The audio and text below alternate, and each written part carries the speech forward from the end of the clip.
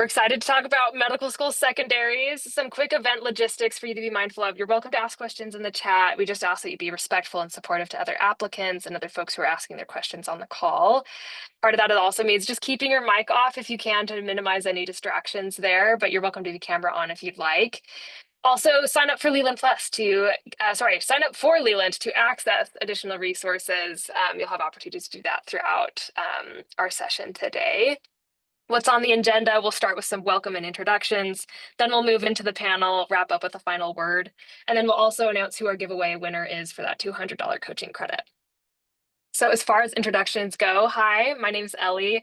I am a Leland member. I run boot camps and our courses offering here within the platform. So excited to be with you all. Also, you'll see her in behind the scenes. We have Elise, who's helping us manage a lot of the logistics with the event. She kind of makes everything run, so super grateful for her setting things up. That's it from the Leland side, but want to make sure that you also get to meet our incredible panelists. We have Gloria and Cyrus here with us. I'll give them a moment to introduce themselves. We'll start with you, Gloria.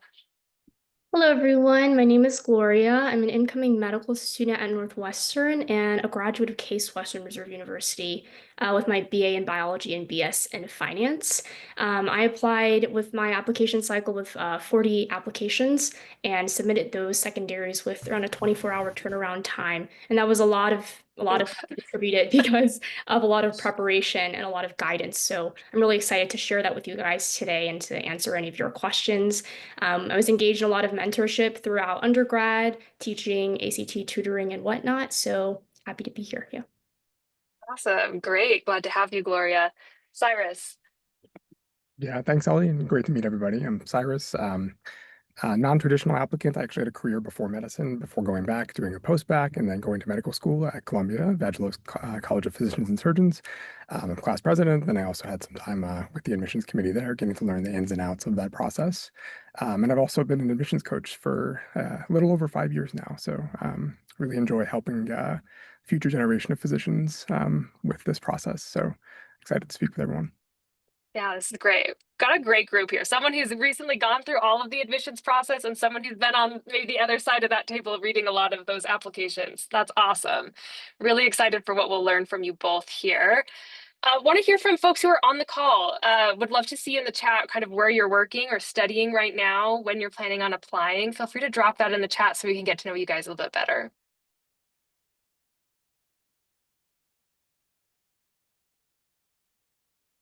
Let's see. I'm sure they'll yep, currently applying. 'Tis the season. Studying in Connecticut, applying this cycle. Awesome. Cool. A lot of folks who are currently applying and working. Non-traditional currently applying. Awesome. Need to start pre-writing. Got folks in Houston planning to apply in 2027. Just graduated with my master's. Cool. Awesome. Applying for 2026. Awesome. So, okay, it looks like we've got a lot of folks who are currently in the thick of it. You're in the right place. And I hope you're doing all right. I know it's a stressful process. There's a lot going on.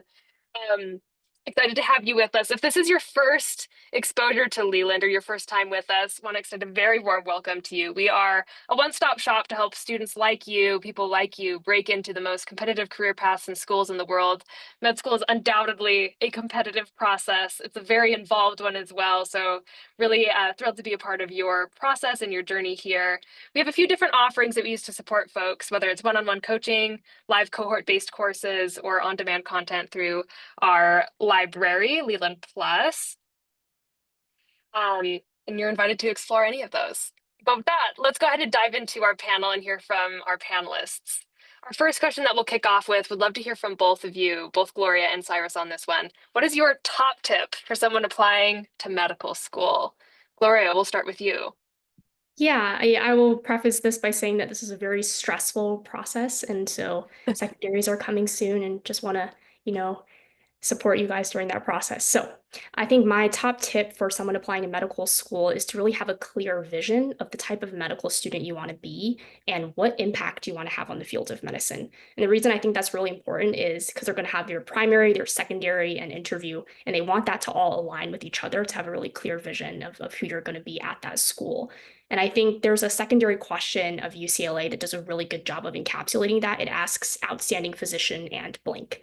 So fill in that blank with whatever it is. It doesn't have to be very directly related to medicine, research, entrepreneurship, innovation, advocacy, but something about you that's unique, and that really enhances your personality and just is really makes you authentic, and have that be consistent throughout all of the, facets of the process. I think that's my biggest tip. That's great. Thanks so much, Gloria. I saw some nods from Cyrus, so it's resonating. Cyrus, would love to hear your tip next. Yeah, no, 100%. I think it's great that we're opening with the same answer pretty much. But I always tell folks that I work with, seeing threads that tie together seemingly disparate parts of your application just makes your application that much more impactful. So the way you do that is really by having a clear answer to the question, why do I want to become a physician? You want to be able to kind of give the elevator pitch, but then also expand on that answer and pull that theme into your other parts of your application, your working activities, your secondaries, so that it's consistent as you move forward in the process. I totally agree with Gloria. It's a great call out. Awesome. Yeah. Um, and obviously a big part of your secondaries, it sounds like this is a common theme throughout your entire application. So you're kind of getting an all-in-one, everyone. You're learning tips for your entire application. Perfect. Okay, next. How do you recommend approaching the volume and speed of secondary essays without sacrificing quality? Gloria, I'd actually love to hear from you on this one, as I'm hearing 24-hour turnaround with 40 plus applications. Would love to hear kind of how you manage that. Yeah, for sure. I'm a big planner and a big organizational person, so I think that was what really helped with that turnaround.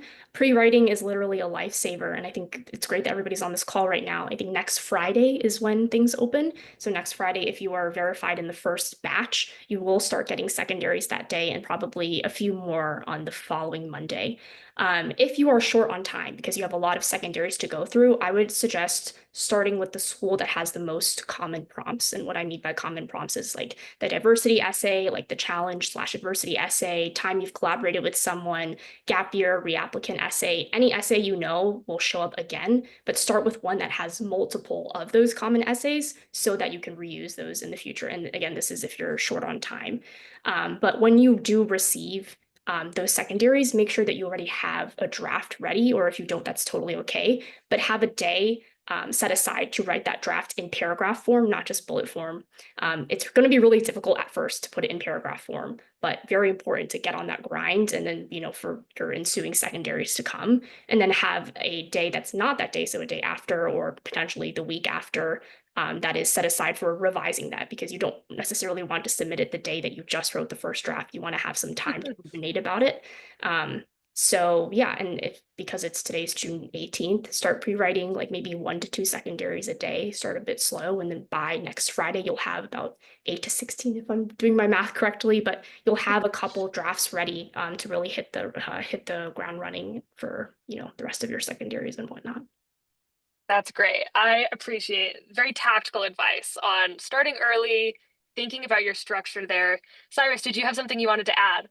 Yeah, absolutely. I mean, especially for the folks applying this cycle, congrats on putting in all the hard work in your primary. So now's not the time to kind of let your foot off the gas. So even if it feels intimidating, just dive in, pick one school, get going. And you can Google, for past years prompts, and there isn't a lot of variability year over year, I think, as Gloria mentioned. So, it's good to just kind of get the ball rolling with actual prompts from years prior. And if it's any reassurance, by the fourth or fifth school that you pre-write, you'll start to recognize the themes that Gloria was alluding to, like diversity, teamwork, a time you faced adversity, your most meaningful clinical experience. You'll start to see those themes emerge, whether the prompts are worded slightly differently from school to school. And that means you can recycle a lot of your content. So once you see those core themes and you've written, like an 80% of your blurb, it'll really just kind of copy over and over to different schools. And then you want to use that last 10 to 20% to make it more school specific with each secondary. But, you really will be able to reuse the meat of each prompt over and over again. So it's not as intimidating as it sounds. You definitely just have to dive in, and totally with Gloria that, no better time than now to get started. Awesome. That's perfect. That actually, oh, did we skip one? Wait, let's see. I can't tell if we missed a question or not. I think we're good. Sorry. Our next question is, what makes a compelling secondary response? And how is the writing style different from the personal statement? Cyrus, I'd actually like to hear from you on this one to kick us off. Sure. Yeah. So this represents a shift in the process. You're now communicating directly with each medical school instead of the primary application where you're working through AMCAS. And each school has their own sort of general nuances. You'll start to get a sense of their personalities too in the way they write their prompts. But in terms of your response, the biggest piece of advice I'm always finding myself repeating is reread the prompt. You want to be as direct and concise as possible with secondaries. It's not the same as some areas of the application where you have a little more license to be more creative. You want to be, addressing the prompt head on. And as you're writing your response, I always tell folks revisit the prompt, make sure you're staying on brand, don't deviate from the core theme. And I say that, because as an admissions officer, I'm going to be reading these, and there's a lot, and you're frankly playing to your audience a bit because a lot of times some of the admissions officers aren't the ones who've written the prompts, so they're kind of seeing it for the first time as well. And you want to make their lives as easy as possible by just getting to the point as quickly as possible. And then the other thing I'll say too is, make sure that you don't forget to infuse concrete examples with your responses. Don't just keep things in the abstract. I always say concept to concrete. You want to provide concrete experiences from your own background and accomplishments to highlight whatever concept it is you're discussing. And that way that really personalizes your response and cements it in your reader's brain. That's great. Appreciate that as well. We love brevity in writing. I'm sure you just get to the point where you're like, give it to me straight. Just tell me. That's great. Thank you. Anything that you wanted to add on here, Gloria? Anything in addition to Cyrus's suggestions? I think it might be like a repeat. I think I totally agree. Just be Okay, direct and straight to the point. Make sure you answer all parts of the question. Sometimes there's a question that has like five different components in it, and then you get lost in it, but just make sure that you answer all those. Agree with the example part. Make sure to connect to your prior experiences, things that you've mentioned in your work and activities, so that it's not just, blank words, but words with meaning. Yeah. for sure. Awesome. Thank you. I think we kind of tackled this one a little bit. So, how should students approach or think about common secondary prompts like why our school, diversity? I think we've already gotten some tactical ideas here in terms of you'll pick up on common themes, you'll be able to reuse them, and then make sure that you can tailor parts of your responses so that they are school specific on top of some of the more common themes that you'll share across applications. Anything else that you'd add here in terms of just thinking through applications? Cyrus, it looks like you have a thought. Yeah, for the why our school in particular, that's a pretty unique one in the sense that you want to show you've done your homework on the school, and because it's in the prompt itself, you want to highlight one or two things about the school that matter. But I always tell folks it's quality over quantity. When I see responses that list a laundry list of things they're excited about, I get the enthusiasm and that's awesome, but it's a chance to kind of go deeper with one or two things instead of staying at that shallow, superficial level by giving me a list of things I already know about my school. And then that gets back to what I was mentioning earlier about infusing your own background into the response. Telling me about my own school is only half the equation.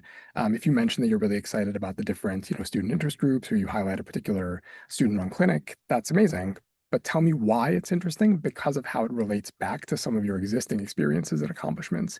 That's going to really show me, okay, I understand how this connects to this person's passions and why they want to become a physician. It kind of pulls that thread in from the primary application into your secondaries. Awesome. That's great. Thank you. Gloria, did you have any thoughts, whether about why our school, the diversity, other common secondary prompts? Yeah, I totally agree with what Cyrus said. I think a good structure to maybe follow for the why X school question is, I'm passionate about X, right? Like, and I'm through my experience with Y and your experiences, right? I learned blank, or I seek to build upon these experiences by blank doing this in this medical school, and that really ties it all together, like Cyrus was talking about. I think for the diversity prompt, that can often be hidden in some prompts like personal narrative or what's unique about yourself, those types of Mm, questions. And it doesn't have to be about your race or ethnicity or what's traditionally under what you may feel is under that umbrella. It could be about, your experiences, your childhood, your upbringing, how you grew up, what you were exposed to. It shouldn't necessarily be forced, but very honest and forthcoming. So, for example, I did talk about growing up Asian American, but I also talked about participating in a varsity sport, endeavors in public speaking, things that were actually far before my undergrad, but still had a place in these personal narrative questions. So just be really honest about it. Yeah. I love that. Don't be afraid to bring like your full self, your full experiences, things outside of maybe things that aren't directly medical related or academic. I love that. Cyrus, you touched on this a little bit, but for maybe the why this school question, what role does school specific research play in crafting strong secondary responses? And maybe in addition to that question would be, how do you do that school specific research? What resources did you use to do that in order to come across as someone who understood the school, understood why you wanted to go there? Yeah, I think it's a balancing act. You want to be kind to yourself at this point, because all the mission statements for all the medical schools in the U.S. they're all going to start to kind of sound the same after a while. So there's no real chance to differentiate based on broad sort of different mission statements and mission vision values. But it is a good start to kind of understand that place and then kind of move into more specific aspects of the school. But what I mean by be kind to yourself is don't expect to find some earth-shattering fact about the school that your admissions officers don't already know about. Don't rack your brain or spend too much time trying to find the most esoteric aspect of a given school. Find something you're genuinely passionate about. And getting back to the two sides of the equation, showing how you're passionate about it is what I care more about. So even if you're talking about something that 50 other applicants are going to write about, that's totally fine. Just make sure to show me why it uniquely ties into your own interests. And that starts to get at what I'm trying to identify as an admissions officer, which is, is this person potentially a good fit for the class we're trying to form? Understanding how your passions and values factor into what the school's passions and values are. That's that synergy that I'm really looking for. Awesome, thank you. Gloria, anything that you would add on the school specific research side of things?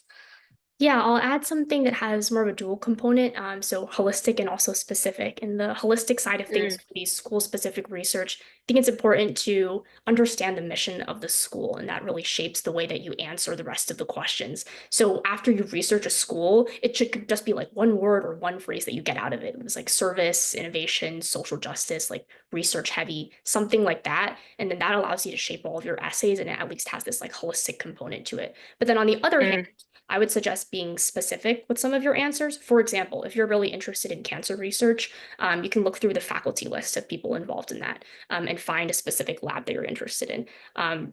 Personally, I think people would rather see that than see I'm interested in cancer research, period. To have that, tangible sentence there can make a difference. And then, of course, connecting it back to prior experiences can be helpful. Yeah. so, oh, that's great. Thank you.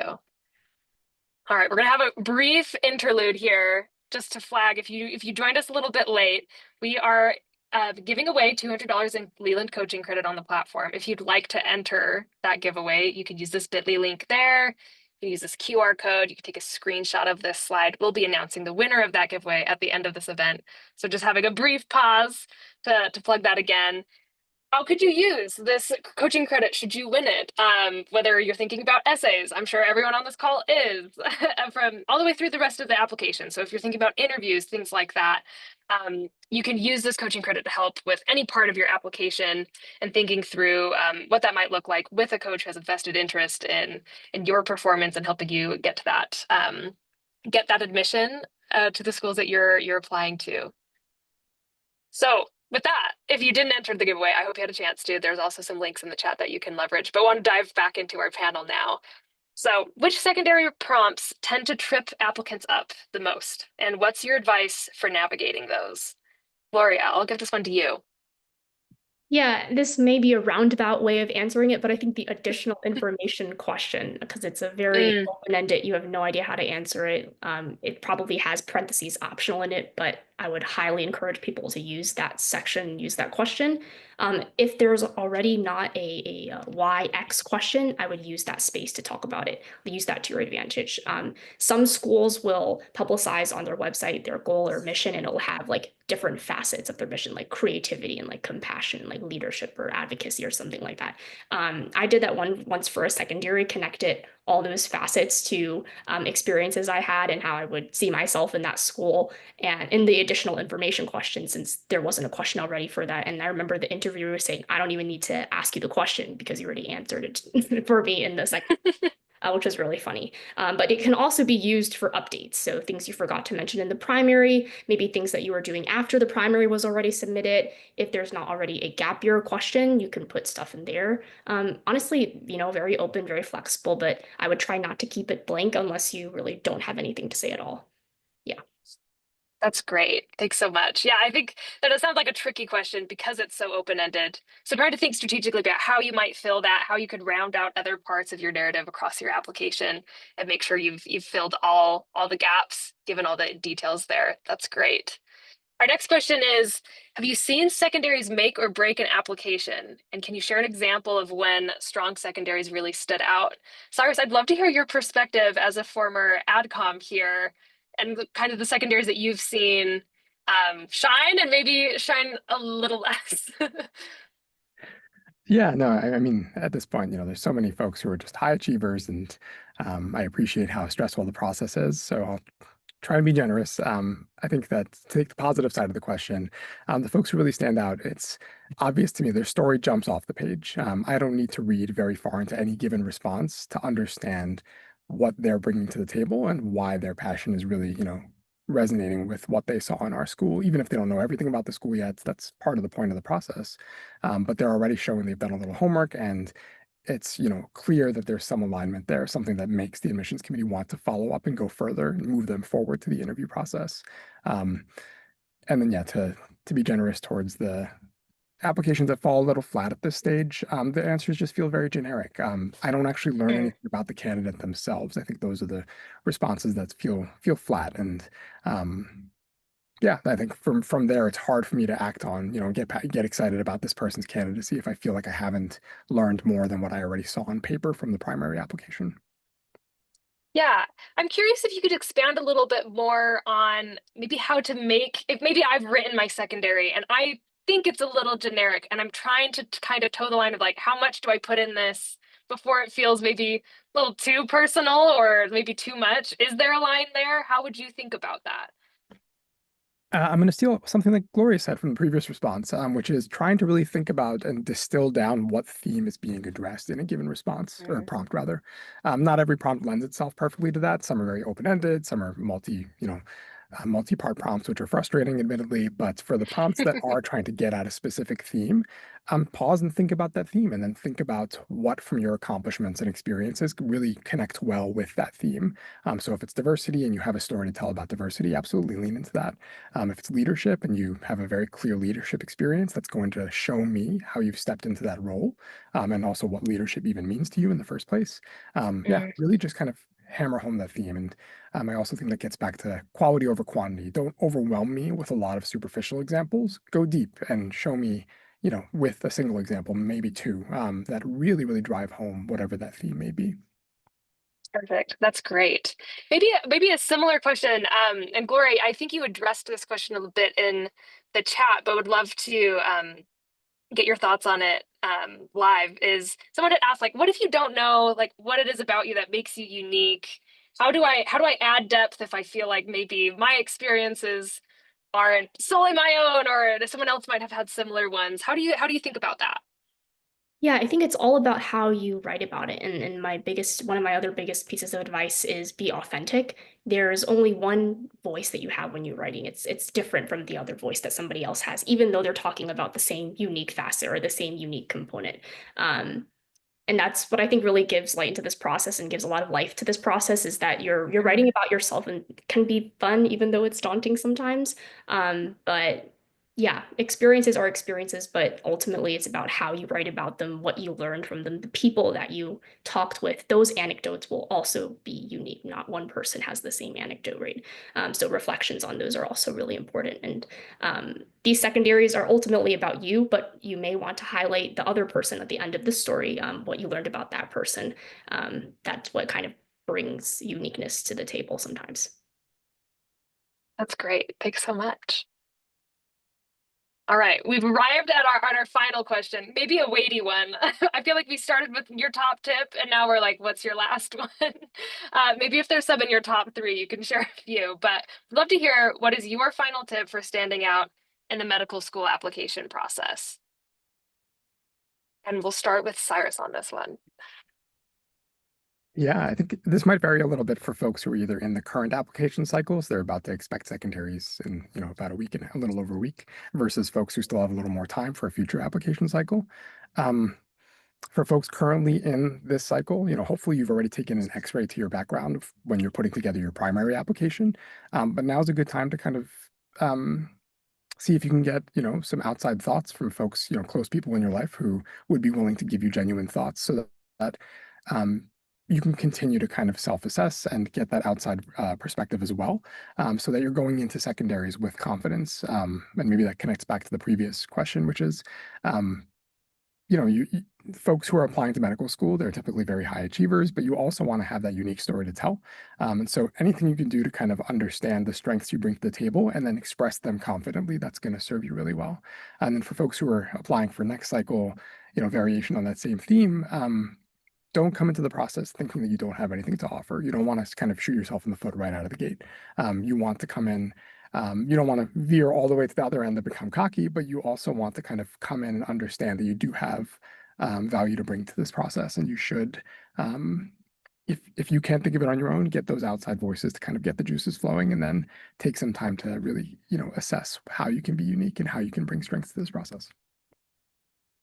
That's great. A couple of real gems in there. I love the point about involving other people in the process. I'm sure it's nice to kind of bit of a breather. You're not carrying it all on your own. You can get inputs from people who know you and who you trust, and that can help with a lot of the ideation and the developing of your stories there. I think that's great. Thanks, Cyrus. Gloria, what would you add? What are your final tips? Yeah, I'll share like two or three like final tips. I think one of them, Perfect. a little secret tip that I had is when I was talking about the population. I think the patient population is often undervalued when you're answering those why X school questions. So if you're passionate about a specific initiative or a specific patient population, talking about that city or that location specifically, and citing some sort of publication or something that's talking about like what percentage is experiencing blank, right? I think weaving that into a secondary essay could prove useful in certain situations. Number two, I think have fun with the secondaries. And I think I said this before, it's daunting, but it can be fun. As primarily STEM students, we don't often have the opportunity to write a lot and to really tap into that humanities side. But it's cool sometimes to find your writing voice and to really talk about yourself. And that will prove useful in interviews, but also just in life when you're talking to other people in conversations. Um, yeah, I think those are my final tips, final advice. Yeah. Perfect. I'm seeing that we have just a little bit more time. So if it's okay with you both, I'd be curious to see if we could take one question, maybe two, from folks if they want to drop them in the chat and see if there's anything outstanding there. Oh, Riley was ready. Oh, sorry, Cyrus, if you had something Yeah, to oh, yeah, I add. was going to say, I didn't realize there'd be a question so quickly, but really quickly, adding on to sort of further along in the process, moving past secondaries, I Mm, also just tell folks that there's a bit of a psyche shift once you're done with this. It's the busiest part of the application process, July and August, when you're putting together secondaries, like Gloria mentioned, getting those quick turnarounds, and you're going to get a lot of secondaries. Um, just expect that it's going to feel like going from 100 miles an hour to zero. And the control for timelines really goes back to the medical schools for the rest of the process. So there are going to be weeks on end where it feels like you should be doing more. And there are things you can be doing behind the scenes and getting ready for, later on with update letters, preparing for the interviews themselves. But don't be too taken aback if there are stretches where you just kind of are waiting and you're checking the portals every day for different admissions offices. It's totally normal for things to slow down mm. a bit after secondaries are over. That is such helpful input. There's light at the end of the tunnel, and you can rest during that light, it sounds like. Perfect. Thank you. Well, we have this one question from Riley. He asked, or she asked, how important is it to meet the word/character count for each question if your completed response fully answers the prompt under the limit? So I think the question is just, do I need to hit that word count? Is it substance or is it character limit? Or both? I'll open it up I to can whoever start, but I has. think Perfect. Cyrus offers more, I think, professional advice on this front. But I think that content and is definitely more important than the length. But let's say it's 200 words and you only have 50, that's a little bit more concerning. But let's say you're at 150 words and you've already answered all that you could. I think that's totally fine. And honestly, sometimes the more concise, the better, as you were talking before.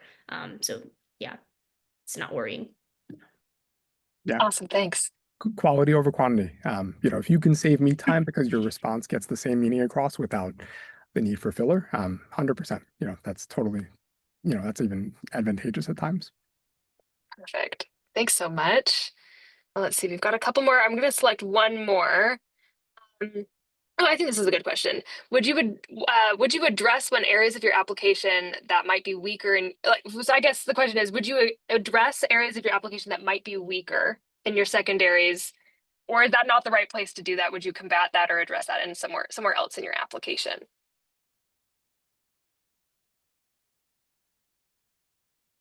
And I'll I can open I that can one I can up. kick this off. Sure. I think that's, it'll depend on the prompt and how it's phrased. If you're being explicitly asked, tell us about a weakness in your application, um, sure, then there's an opportunity to address it because you're being directly challenged. Just know that anytime you're asked a negatively framed prompt or what I call a challenge question, this happens in interviews as well. You're asked challenge questions there.